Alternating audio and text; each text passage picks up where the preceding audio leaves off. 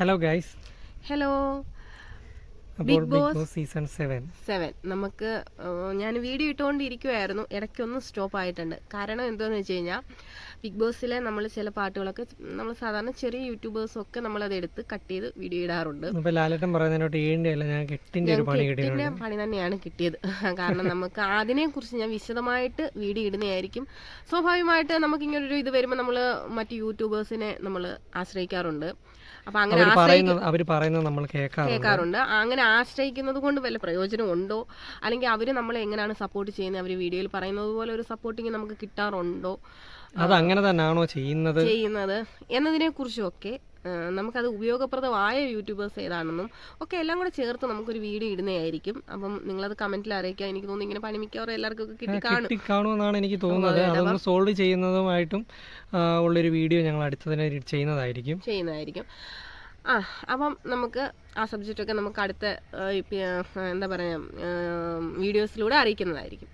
അപ്പോൾ അടുത്തതായിട്ട് നമുക്ക് സീസൺ 7, അതായത് ലാലേട്ടൻ വന്ന 2 എപ്പിസോഡ്. അതിന് തൊട്ട് മുമ്പ് നമുക്ക് എപ്പിസോഡുകളൊക്കെ അറിയാം. രേണുസുധിയുടെ സബ്ജക്റ്റ്, അക്ബർ, ശരത്തെ, പിന്നെ അപ്പോൾ ഇങ്ങനെയുള്ളവരുടെയൊക്കെ കാര്യങ്ങളും വിഷയങ്ങളും നമ്മൾ അറിയാം. അപ്പോൾ അതിനെയൊക്കെ എങ്ങനെയായിരുന്നു സോൾവ് ചെയ്തത്? ആദ്യത്തെ 6ാമത്തെ എപ്പിസോഡിൽ ലാലേട്ടൻ വന്നപ്പോൾ രേണുസുധിയുടെ വിഷയത്തെക്കുറിച്ച് വിളിച്ചതിനെ കുറിച്ച് നന്നായിട്ട് അത് സോൾവ് ചെയ്ത് പോയി. വലിയ പ്രശ്നത്തിലോട്ട് പ്രശ്നമായിരുന്നു, അത്രയും പ്രശ്നം ആയതുകൊണ്ടായിരിക്കുമല്ലോ. അപ്പം അതിനെ അങ്ങനെ പോയിട്ടുണ്ട്. ഞാൻ അക്ബറോട് പറഞ്ഞേക്കുന്ന അടുത്ത ഒരാഴ്ച കൊണ്ട് പുള്ളിക്കാരി നല്ലൊരു രീതിയിൽ അങ്ങ് പോയി. ഇനി കൂടുതൽ അതിന്റെ ഒരു ഇതായിട്ട് നമുക്ക് കൂടുതൽ സംസാരിക്കേണ്ട, കാരണം അത് സോൾവ് ആയി. അത് നല്ല രീതിയിലാണ് അത് അവതരിപ്പിച്ചിരിക്കുന്നത്, നല്ല രീതിയിലായതുകൊണ്ട് കുഴപ്പമില്ല. ലാലേട്ടൻ അങ്ങനെ തന്നെയാണ് അതിനെ പോയേക്കുന്നത് ബിഗ് ബോസിൽ. അടുത്തതെന്ന് വെച്ച് കഴിഞ്ഞാൽ നമുക്ക് സൺഡേയിലെ എപ്പിസോഡിൻ്റെ കാര്യം അതായിരിക്കും അടുത്തത് പറയാം. അതായത് സൺഡേയിൽ നമ്മുടെ മുൻഷി രഞ്ജിത്ത് പോയി. കാരണം പുള്ളിക്കാരൻ എനിക്ക് തോന്നുന്നു കിച്ചണിലാണ്. അവിടെ നിന്ന് ഇറങ്ങിയ പലരും പറയുന്ന ഒരു കാര്യമാണ്, കിച്ചണിലായതുകൊണ്ട് ഒരു പെർഫോമൻസ് സ്പേസ് കിട്ടത്തില്ല. കാരണം ഇവർ കുക്ക് ചെയ്യാണ്, കൂടുതൽ സ്പേസ് അവർ മറ്റുള്ള ഇതിലോട്ട് അവർ ഇടപഴകാനായിട്ട് കൂടുതലും കുക്ക് ചെയ്യുമായിരിക്കുമല്ലോ. അപ്പൊ അതിൻ്റെതായ ഒരു പോരായ്മ ഉണ്ടായിരുന്നു പുള്ളിക്കാരൻ. പിന്നെ പുള്ളിക്കാരൻ കുറച്ച് ഡൗൺ ആയിരുന്നല്ലോ, ആദ്യം വന്നതിനെക്കാട്ടിലും കുറച്ച് ഡൗൺ ആയിരുന്നു പുള്ളിക്കാരൻ. കുറച്ചല്ല, നല്ല രീതിയിൽ ഡൗൺ ആയിരുന്നു. ആദ്യം വന്ന ഒരു ഇതൊക്കെ ഉള്ളായിരുന്നു. പിന്നെ വലിയ പ്രശ്നത്തിലോട്ടോ അല്ലെങ്കിൽ ഒന്നിലോട്ടും ആരോടായിട്ട് അങ്ങനെ സംസാരിക്കുന്നതിലോട്ടോ അങ്ങനെയൊന്നും പുള്ളി കൂടുതൽ ഇൻവോൾവ്മെന്റ് അല്ലായിരുന്നു. അപ്പോൾ അതിൻ്റെയൊക്കെ ഭാഗമായിട്ട് അങ്ങനെ പുള്ളിക്കാരൻ ഔട്ടായിട്ടുണ്ട്. നമുക്കിനിയും പുള്ളിക്കാരൻ ഇൻ്റർവ്യൂസിലൊക്കെ വരുമ്പോൾ നമുക്ക് കാണാം അല്ലേ. അപ്പോൾ അതിനെക്കുറിച്ച് കൂടുതൽ എന്താണെന്ന് പുള്ളിക്കാരൻ വെളിയിൽ ഇറങ്ങുമ്പോൾ നമുക്കറിയാം. അപ്പം പിന്നെയെന്ന് വെച്ച് കഴിഞ്ഞാൽ നമ്മുടെ ബിഗ് ബോസിൽ ഇപ്പോൾ ഏറ്റവും വലിയ ഒരു വിഷയം ആരാണ്? അനീഷ്. പുള്ളിക്കാരൻ എന്താണ് ഉദ്ദേശിക്കുന്നതെന്നോ പറയുന്നതെന്നോ. നല്ലൊരു ഗെയിമറാണ്, പിന്നെ ഭയങ്കരമായിട്ട് ക്ഷമയുണ്ടെന്ന് ഞാൻ പറയും. ഇനി പുള്ളിക്കാരൻ എത്ര നെഗറ്റീവ് ആയിക്കോട്ടെ, ശരിയാണ്, പ്രശ്നത്തിലോട്ട് തന്നെ തിരിച്ച് എല്ലാരും ഈ അറ്റാക്ക് ചെയ്യുന്ന സമയത്തും പുള്ളിക്കാരൻ ഇരിക്കുന്നത്. അത്രയും പേര്, അതായത് ബിഗ് ബോസിലുള്ള അത്രയും പേര് തിരിഞ്ഞ് നിന്നിട്ടും പുള്ളിക്കാരൻ ആ ഒരു നിൽക്കുന്ന ഒരു വിൽ പവർ ഉണ്ടല്ലോ, അത്രയും ക്ഷമ. സത്യം പറഞ്ഞാൽ എനിക്ക് അത്രയില്ല കേട്ടോ.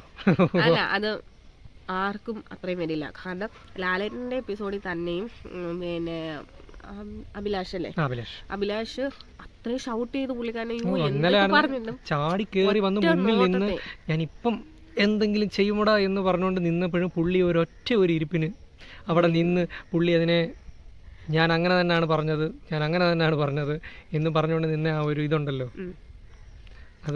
അതിനെ സമ്മതിച്ചു കൊടുക്കണം. പിന്നെ ഒരു കാര്യം എന്താണെന്ന് വെച്ച് കഴിഞ്ഞാൽ നമ്മുടെ എന്താ പറയുക, അടുത്ത അനുമോളുമായിട്ടുള്ള വിഷയം ഒന്ന്, പിന്നെ അതേപോലെ തന്നെ മെഡിസിൻ്റെ വിഷയം, ഡോക്ടർമാരെ പറഞ്ഞൊരു വിഷയം. അത് ഈ അതിൻ്റെ തൊട്ട് മുമ്പാന്നൊന്നും എനിക്ക് ഓർമ്മയില്ല, തൊട്ട് മുമ്പാന്ന് തോന്നാം. അതും നല്ല രീതിയിൽ അതൊരു വലിയൊരു വിഷയമാക്കിയതാണെന്ന് ഷാനവാസ് നല്ലപോലെ പറഞ്ഞു. പുള്ളി ഉദ്ദേശിച്ചെന്ന് പറഞ്ഞു കഴിഞ്ഞാൽ, ഷാനവാസൊക്കെ ഉദ്ദേശിച്ചെന്ന് പറഞ്ഞു കഴിഞ്ഞാൽ അത് നല്ലൊരു കണ്ടന്റായിട്ട് പുള്ളി ഒരു കോമഡി ആയിട്ട് നടത്താനാണ്. പക്ഷെ എല്ലാവരും കൂടി അത് ചളമാക്കി എന്നാണ് പുള്ളി പറഞ്ഞത്.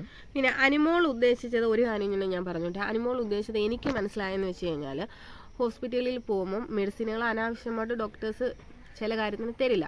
പിന്നെ ഏതെങ്കിലും ഒരു പേഷ്യൻസ് എന്നിട്ട് എനിക്ക് എന്തെങ്കിലും മരുന്ന് തരണം ഡോക്ടർ എന്ന് പറയുമ്പോൾ മരുന്ന് എഴുതും. അതിൻ്റെ ഒരു കാര്യം ഞാൻ പറയാം. ഇപ്പം നമുക്ക് കൂടുതൽ ചൂടോ അല്ലെങ്കിൽ എന്തെങ്കിലും ഒരു അസുഖമായിട്ട് ചിലപ്പോൾ വലിയതായിട്ട് നമുക്കത് വലുതായിട്ട് തോന്നുന്നെങ്കിലും ഡോക്ടേഴ്സിന് അങ്ങനെ തോന്നാറില്ല. അപ്പം അവർ പറയും അതൊന്നും മെഡിസിൻ കഴിക്കേണ്ട, പക്ഷെ നമുക്ക് മെഡിസിൻ കഴിച്ചാലേ പറ്റുള്ളൂ എന്നുള്ളൊരു അവസ്ഥയിലുള്ള ഒരു സിറ്റുവേഷൻ വരും. സത്യമാണ്, അങ്ങനെ സിറ്റുവേഷൻ വരും.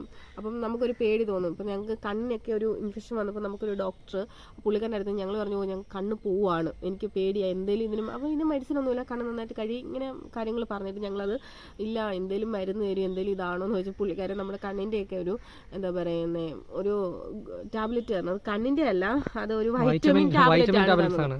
കണ്ണിൻ്റെ ഒരു വൈറ്റമിൻ ടാബ്ലറ്റ്, അത് നമ്മുടെ ഒരു ആശ്വാസത്തിന് പുള്ളിക്കാരൻ തന്നതാണ്. അങ്ങനെയാണ് ഉദ്ദേശിച്ചത്. ചിലരെ ഒന്ന് സമാധാനിപ്പിച്ചിടുകയും ചില വൈറ്റമിനോ അയണിൻ്റെയോ ഒക്കെ ഗുളിക കൊടുത്തൊക്കെ ചില ഡോക്ടേഴ്സ് അവർക്കൊന്നും അല്ലെങ്കിൽ അവർ ഓക്കെ ആവില്ല. അതാണ് അനുമോള് ഉദ്ദേശിച്ചതെന്നാണ് എനിക്ക് തോന്നുന്നത്. അതിനെ അങ്ങ് വലിച്ച് വലിയൊരു വിവാദവും വിഷയമാക്കിയതായിട്ടും എനിക്ക് തോന്നി. അപ്പം അതുകൂടെ ഒന്ന് പ്രത്യേകിച്ച് പറയണമല്ലോ. സ്വാഭാവികമായിട്ട് നമ്മൾ ഹോസ്പിറ്റലിൽ പോകുന്നതല്ലേ, ഞങ്ങളായാലും നമ്മൾ എല്ലാ കാര്യത്തിനും പോകുമ്പോൾ നമുക്കതിനെക്കുറിച്ച് അറിയാം. അപ്പം അത് ഷാനവാസിക്ക് കറക്റ്റ് രീതിയിൽ പറഞ്ഞ് അതും സോൾവ് ചെയ്ത് പോയിട്ടുണ്ട്. പിന്നെന്ന് വെച്ച് കഴിഞ്ഞാൽ പരാതിപ്പെട്ടി ആയിരിക്കുന്ന എല്ലാവരും അനീഷിനെ കുറിച്ചാണ് പരാതിപ്പെട്ടിയിൽ പറഞ്ഞിട്ടുള്ളത്.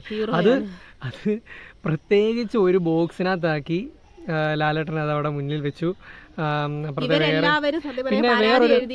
പരാതി എഴുതി ഇവരെല്ലാവരും പരാതി എഴുതി പുള്ളിക്കാരനെ ഹീറോ ആക്കി. അല്ല, ഇന്നലെ പുള്ളിക്കാരൻ രാജാവായി. അത് ഭയങ്കര രാജാവായി. ഇന്നലെ അനീഷ് പുള്ളിയെക്കുറിച്ച് മാത്രമാണ് ഇന്നലെ അവിടെ സംസാരം നടന്നത്. പിന്നെ അത് മാത്രമല്ല, ഒരു കാര്യം കൂടി പറയണം. മുൻഷി ചേട്ടനാണെന്നുണ്ടെങ്കിൽ, മുൻഷി രഞ്ജിത്താണെന്നുണ്ടെങ്കിൽ എനിക്ക് യാതൊരു പരാതിയുമില്ല, ആരുമായിട്ട് യാതൊരു പരാതിയുമില്ലെന്ന് അത് പ്രത്യേകം എടുത്ത് അത് പറയുകയും അത് ലാലേട്ടൻ അത് വായിക്കുകയും ചെയ്തു. അപ്പം അത് നല്ലൊരു ക്വാളിറ്റി ആയിട്ട് ലാലേട്ടൻ അത് പറയുകയും ചെയ്തു. പിന്നെന്ന് വെച്ച് കഴിഞ്ഞാൽ അനീഷ് പുള്ളിക്കാരനിൽ എനിക്കൊരു നെഗറ്റീവ് തോന്നിയെന്ന് വെച്ച് കഴിഞ്ഞാൽ നൂറയുടെയും ഒക്കെ വിഷയമാണ്. കാരണം നമ്മുടെ സമൂഹത്തിൽ നമുക്കത് എന്താ പറയുക, ചിലർക്ക് ഉൾക്കൊള്ളാൻ പറ്റും, ചിലർക്ക് അതിനെക്കുറിച്ച് അറിയില്ല, അവരുടെ ഒരു ലൈഫിനെ കുറിച്ച് അറിയില്ല. പിന്നെ എല്ലാവരുടെയും ഫാമിലി ഒരുപോലെ ആയിരിക്കില്ല, അത് സത്യമായ ഒരു കാര്യമാണ്. എല്ലാവരുടെയും ഫാമിലി ഇപ്പം അച്ഛനും അമ്മയും മക്കളെ സ്നേഹിക്കുകയേ ചെയ്യത്തുള്ളൂ, പക്ഷേ സ്നേഹിക്കാത്തവരും ഉണ്ട്. നമ്മൾ പല ന്യൂസുകളിലും കണ്ടിട്ടുണ്ട്, പല വിഷയങ്ങൾ കണ്ടിട്ടുണ്ട്. അപ്പോൾ അങ്ങനെ സ്നേഹിക്കാത്തവരും ഉണ്ട്. അപ്പോൾ അതൊന്നും. 2 വിഷയങ്ങൾ ചിലപ്പോൾ അവർക്ക് ഉൾക്കൊള്ളാൻ കഴിയാത്തത് കൊണ്ടാണ്, മനസ്സിലാക്കാൻ പറ്റാത്തതും വലിയൊരു വിഷയമാണ്.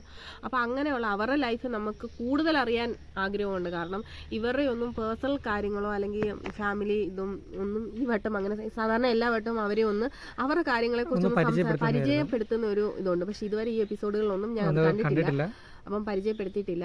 അപ്പോൾ ആ സമയം ഞാനും വെയിറ്റ് ചെയ്തിരിക്കുകയാണ്, അങ്ങനെ ഒരു എപ്പിസോഡ് വരുമ്പോൾ നമുക്കറിയാമല്ലോ. അപ്പം ഇവരെക്കുറിച്ച് കൂടുതൽ അറിയാനും എന്താണെന്നുള്ള ക്യൂരിയോസിറ്റി എല്ലാവർക്കും ഉണ്ട്.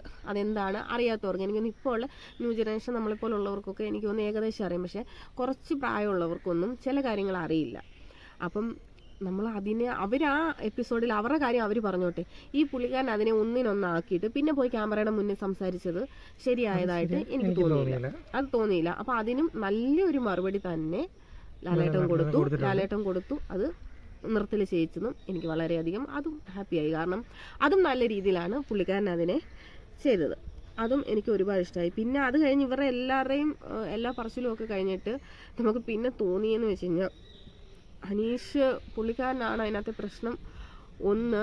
പിന്നെ 2, പുള്ളിക്കാരൻ പിടിച്ചു നിൽക്കും കേട്ടോ. പുള്ളിക്കാരൻ ഇച്ചിരി ബുദ്ധിമുട്ടാണ്, പുള്ളിക്കാരനെ മാനേജ് ചെയ്യാൻ ഇച്ചിരി ബുദ്ധിമുട്ടാണ്. നമ്മൾക്ക് അല്ലെങ്കിൽ അത്രയ്ക്ക് നമുക്ക് ക്ഷമ വേണം. പിന്നെ ഒരു പ്രോഗ്രാമിനകത്ത് നമ്മൾ പോകുമ്പോൾ അല്ലെങ്കിൽ ഒരു ബിഗ് ബോസ് പോലൊരു ഷോയിൽ പോകുമ്പോൾ നമ്മൾ ക്ഷമിച്ച് മിണ്ടാതിരുന്നു കഴിഞ്ഞാൽ നമുക്ക് പ്രശ്നമാണ്, മിണ്ടിയാലും പ്രശ്നം. ഏകദേശം പുള്ളിക്കാരൻ്റെ കാര്യത്തിൽ അതാണ് ഒരവസ്ഥ. അതിനെ ബുദ്ധിപൂർവ്വം നീങ്ങുക. ഇനിയും ബാക്കിയുള്ള മത്സരാർത്ഥികൾ എങ്ങനെയാണ് അതിനെ ബുദ്ധിപൂർവ്വം മുന്നോട്ട് നീക്കുന്നത് നമുക്ക് കണ്ടറിയാം. ഇപ്പോൾ വെളിയിലൊക്കെ ആണെന്നുണ്ടെങ്കിൽ നമുക്ക് എന്തെങ്കിലുമൊക്കെ പറഞ്ഞങ്ങ് ഒഴിഞ്ഞു മാറാം. ഇതിപ്പോൾ ഒന്നും പറ്റാത്ത. പിന്നെ നമ്മുടെ ബിഗ് ബോസിൽ എനിക്ക് തോന്നിയൊരു കാര്യം, ബിഗ് ബോസിനെ നല്ലൊരു എൻ്റർടൈൻമെൻ്റ് ആയിട്ട് കൊണ്ടുപോകുന്നത് 1. നമ്മുടെ രേണുസുതി പുള്ളിക്കാരി നല്ല രീതിയിൽ അതിനകത്ത് പുള്ളിക്കാരിയുടെ സംസാരമൊക്കെ ഇഷ്ടപ്പെട്ടു തുടങ്ങുക.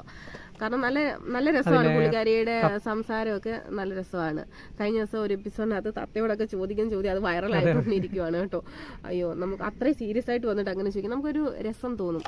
പിന്നെ നമുക്ക് തോന്നിയെന്ന് വെച്ചാൽ ജിസേലായിരിക്കും അല്ലേ, ജിസേല് നല്ലൊരു പിന്നെ കണ്ടസ്റ്റന്റ് ആണ്. കാരണം പുള്ളിക്കാരി ഒരു ഭയങ്കര സത്യസന്ധമായ ഒരു കണ്ടസ്റ്റന്റ് ആയിട്ട് എനിക്ക് ഫീൽ ചെയ്തിട്ടുണ്ട്. പുള്ളിക്കാരിയുടെ ഉള്ളിൽ നിന്ന് ഉള്ള കാര്യങ്ങളൊക്കെ ഇങ്ങനെ പറയും. അത് പക്ഷെ ഭയങ്കര രസമായിട്ടാണ് വെളിയിൽ നിൽക്കുന്ന ഒരാൾക്ക് അത്രയും നമുക്ക് ചിരി വരും ആ അവര്. അപ്പൊ ഇവര് അതേപോലെ തന്നെ പിന്നെ ആരായിരുന്നു, നിവിൻ അല്ലെ, നിവിനും നല്ലൊരു കണ്ടസ്റ്റന്റ്, നല്ല രസകരമായിട്ട് തന്നെ എല്ലാം മുന്നോട്ട് കൊണ്ടുപോകുന്നുണ്ട്. കാരണം രസകരമായിട്ടെന്ന് വെച്ച് കഴിഞ്ഞാൽ അതിനെ തമാശ രൂപേണ കൊണ്ടുപോകുന്നതിന് അതിനെയും ആ രീതി തന്നെ രസകരമായിട്ട് എനിക്ക് തോന്നുന്നു. നമ്മുടെ അഖിൽമാരുടെയൊക്കെ പിന്നെ എപ്പിസോഡിൽ പുള്ളിക്കാരൻ നല്ല രസകരമായിട്ടും കൂടാണ് എപ്പിസോഡ് കൊണ്ടുപോയിട്ടുള്ളത് എന്ന് പറയുന്നത് പോലെ നല്ല രസകരമായിട്ട് തന്നെ കൊണ്ടുപോയിട്ടുള്ളത് പിന്നെ കൊണ്ടുപോകുന്നുണ്ട് പുള്ളിക്കാരനെ നമുക്കത്. പിന്നെ അതിനകത്ത് നമുക്ക് ശരത്തെ, അക്ബർ ഇവരൊക്കെ നല്ല മത്സരാർത്ഥിയാണ്. ഇവരൊക്കെ ഇതിനെ അങ്ങ് സീരിയസ് ആയിട്ട് എടുത്ത് ഇവര് വലിയൊരു സംഭവം അവരങ്ങ് സീരിയസ് ആയിട്ട് ഈ സംഭവത്തെ അങ്ങ് സീരിയസ് ഗെയിമാണിത്. ഈ സീരിയസ് ഗെയിം ആയിട്ട് തന്നെ ശരിയാണ്, സീരിയസ് ഗെയിമാണ് ഇത്. ഷോയാണ്, ഷോയാകുമ്പോൾ ഇതിനകത്ത് എല്ലാം കൊണ്ടുവന്ന് നർമ്മങ്ങളും ഒക്കെ കൊണ്ടുവന്ന് ഒരു വിജയി ആവുക എന്നുള്ളതും കൂടാണ് വലിയ. അല്ല എല്ലാവരെയും അടിച്ചോപ്പിച്ച് തോപ്പിച്ചിട്ട് നമുക്ക് ഒരു വിജയി ആവുക എന്നതിലല്ല എനിക്ക് തോന്നുന്നത്. ഏറ്റവും നല്ലതെന്ന് വെച്ച് കഴിഞ്ഞാൽ ഈ പറയുന്നത് പോലെ എല്ലാ രസകരമായിട്ടും ഗെയിമുകൾ വിൻ ചെയ്തും എല്ലാം ഉൾക്കൊണ്ട് മുന്നോട്ട് കൊണ്ടുപോകുന്ന ഒരാളെ തന്നെ ആയിരിക്കും നമുക്കിത് വിന്നറായിട്ട് സെലക്ട് ആവുന്നത്. അല്ലാതെ ഇത്രയും സീരിയസ് ആയിട്ട് ഇത്രയും കാര്യങ്ങൾ ആലോചിച്ചും ഭയങ്കര പ്രശ്നങ്ങൾ മാത്രം ഉണ്ടാക്കി, ശരിയായിരിക്കാം പ്രശ്നങ്ങൾ ഉണ്ടാക്കിയാലായിരിക്കും അതിനകത്ത് പിടിച്ചിരിക്കാൻ പറ്റുന്നത്, അങ്ങനെയും പറയുന്നുണ്ട്. ബിഗ് ബോസ് നിന്ന് ഇറങ്ങിയവർ പറയുന്നുണ്ട്. നമുക്കറിയില്ല, നമ്മൾ വെളിയിൽ നിന്ന് കാണുന്ന പ്രഷറാണ്. ശരിയാണ്, അത്യാവശ്യം സംസാരിക്കുകയും പ്രശ്നങ്ങളൊക്കെ ഉണ്ടാകുമ്പോൾ മാത്രമേ അതിൽ പിടിച്ചിരിക്കാൻ പറ്റത്തുള്ളൂ. അപ്പം അതും എനിക്ക് തോന്നിയിട്ടുണ്ട്. അപ്പം ഈ പ്രോഗ്രാമിനെ ഇത്ര നല്ല രീതിയിൽ എന്റർടൈൻമെന്റ് ആയിട്ട് കൊണ്ടുപോകുന്ന കുറച്ച് വ്യക്തികളിൽ നിന്ന് ഇത്രയും പേരെയാണ് എനിക്ക് തോന്നിയിട്ടുള്ളത്. പിന്നെ ഇന്നലെ ഒരു വിഷയം സംസാരിച്ചെന്ന് പറഞ്ഞു കഴിഞ്ഞാൽ അനുവിന്റെ ഒരു ഇത്, അതായത് അക്ബറിന്റെ നോട്ടം ശരിയില്ല എന്ന് പറഞ്ഞ ഒരു ക്ലിപ്പ് എടുത്ത് കാണിച്ച് പക്ഷെ അത് വലിയൊരു അതും സോൾവ് ചെയ്ത് തന്നെ പോകേണ്ട കാര്യമാണ്. അക്ബറുടെ നോട്ട് ശരിയല്ല.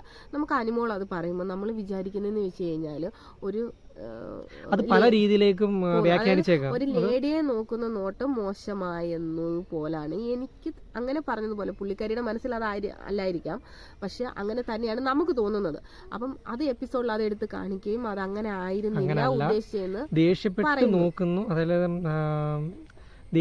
നോക്കുന്നു ആ ഒരു നോട്ടത്തിനെ കുറിച്ചാണ് അനു പറഞ്ഞത് എന്ന് അനു വ്യക്തമായിട്ട് പറഞ്ഞു. പക്ഷെ ദേഷ്യപ്പെട്ട് നോക്കുന്നതായിട്ടല്ല, അന്ന് അത് എന്താണ് ആ പുള്ളിക്കാരി പറഞ്ഞതെന്ന് എനിക്ക് പുള്ളിക്കാരി പറയുന്നു അങ്ങനെയാണ്. ഇപ്പം പുള്ളിക്കാരി തന്നെയല്ലേ രണ്ടും പറയുന്നത്, നമുക്ക് അത് വിശ്വസിച്ചല്ലേ പറ്റത്തുള്ളൂ. അന്നേരം അതിനെയും സോൾവ് ചെയ്തു പോയി. കാരണം പുള്ളിക്കാരൻ വെളിയിൽ ഇറങ്ങി വന്നു കഴിഞ്ഞാൽ പുള്ളിക്കാരനൊരു ലൈഫ് ഉള്ളതാണ്. അപ്പം ചുമ്മാ ഓരോ ആരോപണങ്ങളൊന്നും ഫാമിലി ഉണ്ടെന്ന് മാത്രമാണ് സോഷ്യൽ മീഡിയ എല്ലാവരും എടുത്തിട്ട് ഇതാക്കും. അങ്ങനെയൊക്കെ നമ്മൾ കാണും, ഇത്രയും ക്യാമറയുടെ മുന്നിൽ അങ്ങനെ കാണുമ്പോൾ അല്ലെങ്കിൽ അങ്ങനെ പറയുമ്പോൾ അതൊരു വലിയൊരു പ്രശ്നത്തിലൂടെ നെഗറ്റീവ് ഇമേജ് വെളിയിൽ പോകുന്നത് മാത്രമല്ലല്ലോ, മോശമായ ഒരാളെന്നുള്ളൊരു പേരും കൂടെ ഒക്കെ ആയിരിക്കുമല്ലോ അതിൽ നിന്ന് വരുന്നത്. അതിനെ നല്ല രീതിയിൽ തന്നെ അത് സോൾവ് ആയി കേട്ടോ. കാരണം അതും പുള്ളിക്കാരിയും പറഞ്ഞു ഇതും പറഞ്ഞു നല്ല രീതിയിൽ തന്നെ സോൾവ് ചെയ്തു.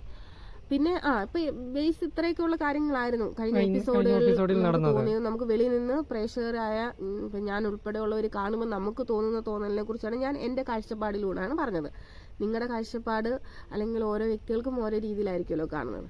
അപ്പം വരും എപ്പിസോഡുകളിൽ നല്ലതായി. ഇപ്പം നാളത്തെ എപ്പിസോഡിന്റെ ഒരു പ്രമോ ഇന്നലെ കാണിച്ചെന്ന് പറഞ്ഞു കഴിഞ്ഞാൽ വിഷയമാണെന്നാണ് എനിക്ക് തോന്നുന്നത്. അപ്പം നമുക്ക് പിന്നെ കണ്ടു നോക്കാം. അതേപോലെ തന്നെ ഞാൻ ആദ്യം പറഞ്ഞതുപോലുള്ള വീഡിയോ അത് ഞാൻ തീർച്ചയായിട്ടും അടുത്ത വീഡിയോസിൽ ഞാൻ ചെയ്യുന്നതായിരിക്കും. അപ്പം നിങ്ങൾ മാക്സിമം സപ്പോർട്ട് ചെയ്യുക, സബ്സ്ക്രൈബ് ചെയ്യുക, ലൈക്ക് ചെയ്യുക, ഷെയർ ചെയ്ത് പോവുക. ഇപ്പം നിലവിൽ നമുക്ക് ചാനലിൽ നിങ്ങളുടെ ഒരു സപ്പോർട്ട് മാത്രമേ ഉള്ളൂ. ആ രീതിയിൽ തന്നെ സപ്പോർട്ട് ചെയ്ത് മുന്നോട്ട് കൊണ്ടുപോവുക. Okay, bye bye.